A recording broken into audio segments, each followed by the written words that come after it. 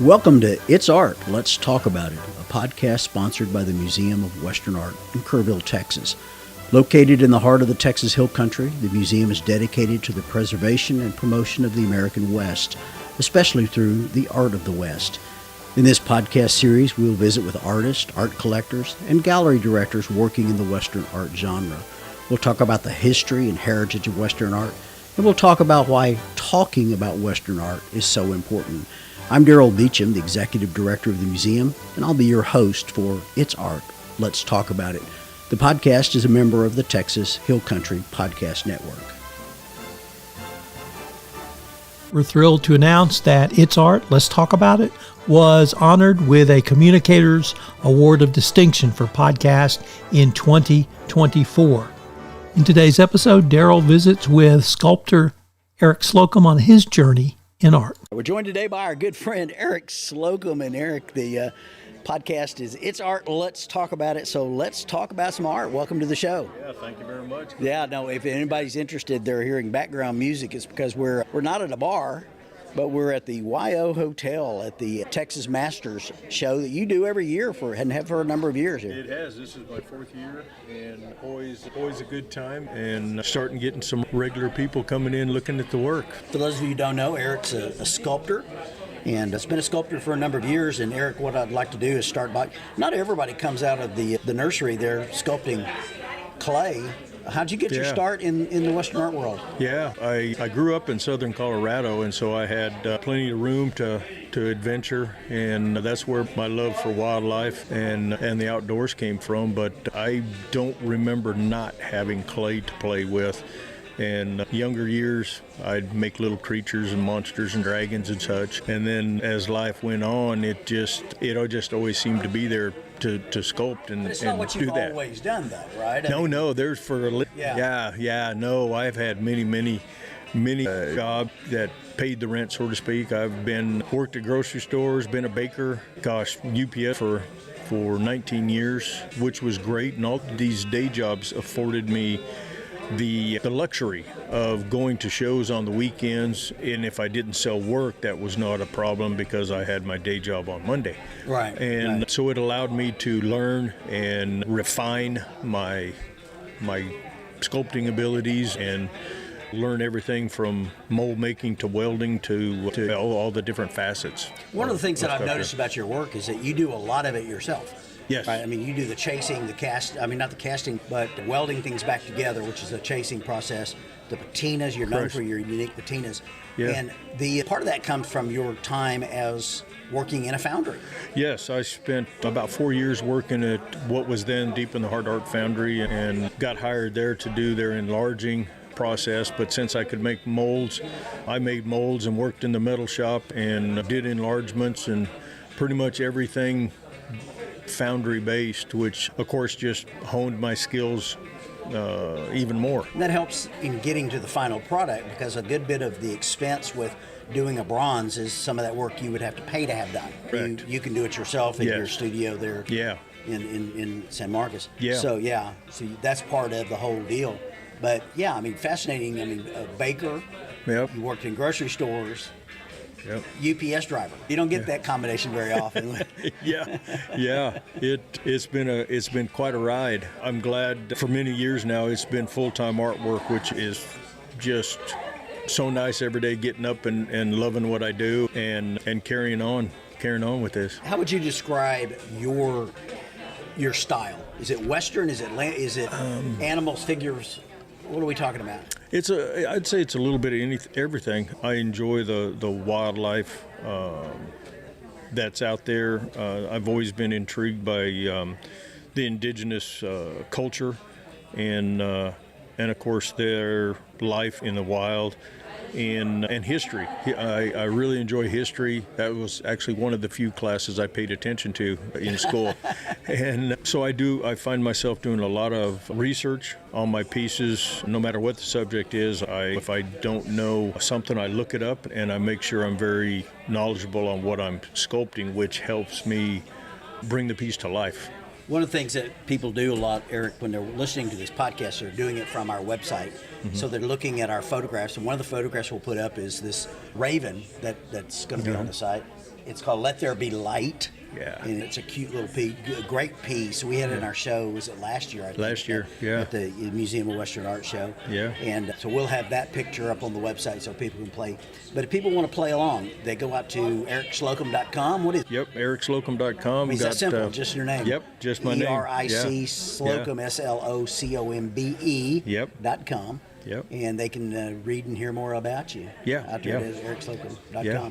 So if you're listening along on the podcast today, our guest is Eric Slocombe, of course, sculptor, and got your start day jobs doing this driving and all of that. But at what point did you make that scary decision that I'm going to be a full-time sculptor? Be full-time sculptor. I'm going to do all this. This is all I'm going to do. Yeah. Through the years that I was UPS driving, I'd kind of built a small collector base. And so the artwork and the art sales were coming along strong over the years, and I was taking vacations and weekends to do art shows. And then it finally got to where the income with the art was catching up with my UPS paycheck. And so it just got down to where it was time to make the jump. So you traded one career where you're lifting heavy boxes and carrying out rotator cuffs and knees and hips are going out for another career where you're doing the same thing. You're not very smart there, are you? Yeah. The UPS job was physically very demanding, and so is the sculpting. Yeah, everything seems to be either heavy or hot, can burn you, cut you. It's a risky business. And like I said, how many years ago was it that you said, I'm going to be an artist full time? I think it's been close to 15. Is it 15 years? Yeah, that it's been a full time. 2008, 9? Yeah. Somewhere in that range? Yeah.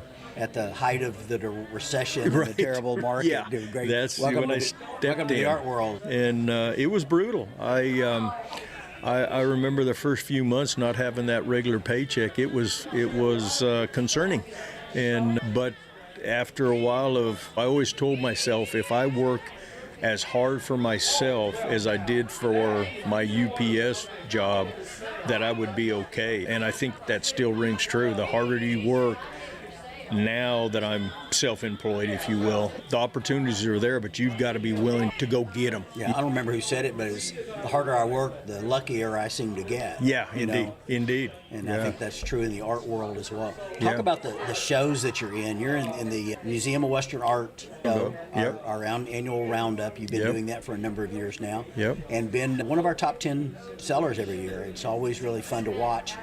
You sell good work, and so that's always fun. Indeed. And so you do that show, you do this one here at the YO Hotel every Memorial Day weekend. Correct. For those of you listening, if you're hearing a lot of background noise, we're sorry about that, but that's what you're having to put up with when you have a busy show going on in the hotel. Indeed. There's background music, people talking, and boy, it sure is picking up on the microphones. Yeah, indeed, yes. And I do a show. My first show usually every year is in March, and that's the NatureWorks show, NatureWorks Fine Art Show in Tulsa, Oklahoma, and been doing that for about 12 years. And then I do Sculpture in the Park in Loveland, Colorado. Colorado, great show. Yeah. Yep, and that's always been a great show to do. And this show, of course, has turned out to just be really good. And then some of them I pick up. I do the Woodlands Waterway Fine Art Show in Houston, and that's been a good show. And but over the years, I've done everything from the Southeastern Wildlife Expo in South Carolina. Gosh, what other ones? And then a lot of little shows in Spicewood used to have Safari International. Yeah, Dallas Safari Club show. Did that for a number of years, and just all these shows, just building more collector base, more knowledge, learning the do's and don'ts, everything from lighting to tables to set the bronzes on. Just always trying to find something might be quicker, easier, show off the art a little better, and it's a continued evolution in the trade. Talk about your standard day, or is there a standard day? Yeah, are you one of those sculptors who stays up all night sculpting, or is it morning only and then design in the afternoon, or fabrication in the morning? What does your day look like? I'm usually up by 5. It's in the morning, folks. In the morning, in the morning, in the a.m. And usually I get to the studio about 7, and I usually put in a couple hours of work early, if not more. And then, of course, you've got the day in and day out things of everything from taking care of the pets to the yard work and stuff like that. But I spend a good solid 8 hours a day doing artwork. And then sometimes it creeps into 10 or 12 hours. We were talking last night with other artists, and Jason Skull comes to mind, good friend of ours, both of us, and did the inaugural interview here on It's Art, Let's Talk About It. And one of the things he said, art's not what you do, it's who you are. Correct. You talk about an 8 hour day, your 8 hours may not be a 9 to 5. It may be, Correct. It's 24 hours a day that you're putting in at least Yeah. 8 or 10 hours a day Yeah. on your art, trying to. Yeah. And when I'm not physically sculpting, I'm doing research on a certain indigenous tribe or a certain kind of animal, or I'm out actually viewing the animal or going to museums, looking at artifacts, just everything I can do to bring more life to the piece, more interest. I think people like stories. A lot of my Native American pieces have either historic facts or a tale or a story of some sort that my collectors really seem to be interested in. And so that's always fun too. Yeah, we have people walking by the booth. There's Charlie McIlvaine walking by right now. The world famous Charlie Max and his lovely wife, and they're here to shake hands and look at art. And so we're glad to have Charlie join us on the show today. He didn't know he was going to be live on radio right there. So. Were your ears just burning there? Yeah, my ears are always burning, Charlie. But your work is some of storytelling. In a lot of cases, I mentioned Let There Be Light. There's a story with that. Correct. And you love being able to say to people when they're interested in your pieces. And I'll never forget, one of your collectors said, what's the story with that? And 15 minutes later, when you were finished telling them the history of it, they thought, oh my God, I just thought it was a pretty Indian maiden with it, But there's this history behind everything. And you seem to really want to pour into the history. Yes, and it's amazing how you can dive into the history book, if you will, or the artifact or what have you, and the more you dig, the more you can find. And then it never fails. I'm doing research on one piece that leads me to the next piece. I run across a little story or photograph and that catches my eye or something interesting, and off I go. And I've gotten myself in the habit of making sure I write that stuff down, because I've probably forgotten more good ideas than I've remembered.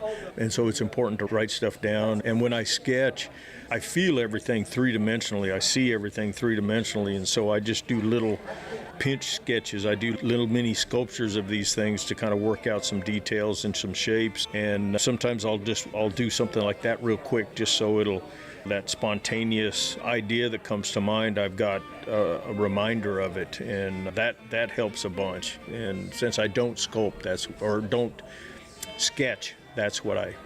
That's called sketching in the artist world, is those little miniature size things. Talk about the process. Once you finish, you decided, okay, this piece, Let There Be Light, is finished. You then got to take it to the foundry, and you've got to start getting waxes, or you do the waxes and molds yourself? And correct. I do actually make my own molds, which knowing the whole procedure and being able to do the whole process of every step allows me, when I make my molds, to design the molds so they're user friendly, so the mold is good, so the waxes are better, and so by the time it gets to the actual metal work, the metal workers have an easier time of putting them together.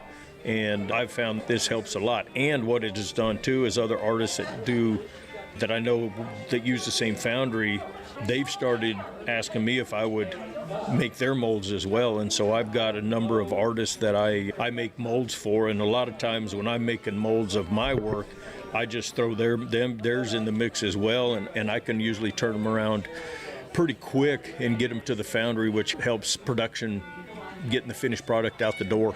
Because bronze work right now, bronze foundries are notorious. They're 7, 8, 10 months behind. Yeah. And I mean, we've got artists all the time talking about bronze sculptors talking about, it's from the moment they finish the clay to the time they get back the piece, it could be a year in some cases. Yeah. And that really cools off the market, especially if something's real hot. Yes. Right? Yes, indeed. And that's where I myself have gotten in the habit. If I sell one piece, I get 2 more cast, and it allows me, I should say, to have another piece available. When I sell one, I can just set another one up Well, on let's the give table. you the inventory that we see here in the booth at the YO show, which is, again, I'm going to do a little plug for all the folks here at the YO. This show's every Memorial Day, so by the time you hear this podcast, this show's going to have closed. Don't go rushing down to the YO to see this show, but they do it every Memorial Day, the Memorial Day weekend. But I look around your booth and you've got, gosh, probably 30 pieces or more. Yeah. And I know there's some black drapes over tables. Yeah. And that's probably where the extras are housed. That's right. right. I've got plastic totes with extra bronzes underneath the tables, and it served me well to be able to sell a piece. And as it goes out the door, I go underneath the table and set the next one on Talk top about that of the market, table. though. I mean, is it one of those, art is an emotional market? Yes, very much. That emotional tie that people see or feel when they see a piece, be it a happy emotion, sad. If selling art, if you don't make the connection and get the sale at that time, it can cool off to the point where they'll change their mind. And I think it's crucial in an art career. People won't buy ideas. They won't buy talk. They want to see a piece that they can put in their hands and take home. And hold right that moment. Yeah, right that moment. They want to take it home with them. And I'm doing my best to try to help them. Yeah, and one of the things I've enjoyed at the Museum of Western Art when we have our Roundup exhibition is that we have a work of yours for sale, and if there's one red dot on that piece, it's going to stay there through the end of the show. But if you've only got the one piece, but you always have been kind enough to bring us multiples, and so that person I can sell it, and I can say, let me go to the back and get it for you. Yeah. It does two things for me. It gets it off my inventory of things I've got to keep up with, and it gives them immediate satisfaction of not having to wait until the end of the show. Indeed. Same thing happens with the art at a show like this. If they can't walk out with it at that very moment, Yep. those are the things. One of the things I've noticed about your work, and people talk about it a lot. Matter of fact, there's a guy this afternoon came up. He said, "God, I just love the way you painted this." Correct. Patina. Yes, Basically, patina, the patina that you've used on it. Your patinas are, in fact, unusual. Is that because you've just spent so much time doing it yourself that you work with different chemicals and work with different ways? Yeah. I started with real basic French brown patinas and have noticed with my collector base, as it gets younger, they want something a little different than their grandparents' French brown sculpture. They want a little more color, a little more shine, some high polished areas. And so I've started to bring in some more colors, if you will, to evolve with the changing market. And even though I love the French brown patinas, I think they're just classic and great. But to survive in this world, you have to be able to adapt. And the patinas, it's an interesting craft in itself. There are people that do nothing but do patinas for sculptors. And I have found doing them myself, I can control the color and how light or dark and this and that, because it's really hard to explain to somebody else. When you mean lighter or darker, it doesn't mean black or white. And so it's just easier for me to end up doing it myself. And I've watched patineurs at foundries, talked to multiple people, other artists that do patinas, and I've just learned and picked things up. It saves on that Along the way. production time as well, right? What's that? Saves on that production time as indeed. well, right? Yeah, indeed. So your turnaround at a factory or at a foundry is so much quicker. Oh, indeed.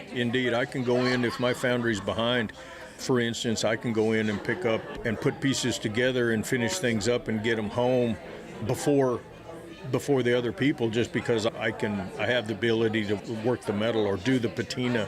Making the molds helps a lot. I don't have to sit and wait while they make my mold. I can walk right in and take it right to the wax room and get the production going. And so that's a huge advantage. Talk about that, or speak to that young sculptor who's out there listening to this podcast. We have 4,500 listeners, which people find awesome. Amazing. They have that many. We have people who are listening to It's Art, Let's Talk About It. By the way, an award-winning podcast. The 8 people gave us an award of distinction recently for our first year in the business. Not bad to win a major national award and get a little sculpture. But a lot of people are listening to this, and some of them are going to be new sculptors. They're saying to themselves, gosh, I wish I knew what he knew, right? I mean, what would you say to that person?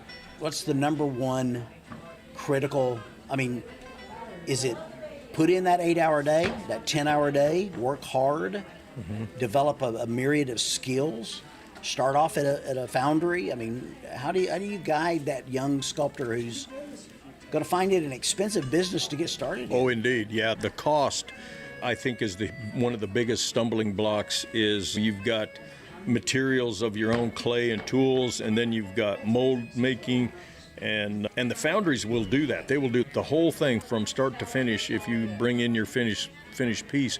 But of course, there's a huge price tag with that. I would say if a beginning sculptor, if he can find a mentor, somebody he can pick up a phone and call and ask questions to. And most artists are pretty good about sharing what they know, and I know I am. I'm pretty much wide open. I've got no secrets. But you need to learn how to actually see, not just look at things. You need to look at the shapes of things and get away from looking at all the fancy detail and all the fur and the hair on the deer and the giant antlers and the buckskins on the indigenous people and all the beadwork and all that. If you don't have your basic shapes in proportion and there's some interest in that, some movement, even in a standing figure, there's got to be some movement of some sort to keep the viewer interested, and proportions are a huge thing. And so a person can do a lot of studying and a lot of sketching of anatomy, ears, nose, eyes, body parts. Hands are a big thing. I think they carry a lot of emotion to pieces, and so you can take a lot of time to practice your skills, not necessarily on a whole sculpture, but just take 3 or 4 days and sculpt nothing but hands, sculpt nothing but noses, do a face, and then squish the clay up and do a different face, get different emotions in that. Young artists go, squish the clay? Oh no, my God. Yeah. One of the things I've noticed and known for like the last 5 years, you've taught every summer at the Western Art Academy at Schreiner University. Yeah. It's sponsored by the Houston Livestock Rodeo Show and the Museum of Western Art's always involved in that. Yep. And I go up to the studios there in Schreiner and watch you looking at kids. And one of the things I noticed last year was a young lady she did this most magnificent piece, but it can never be cast.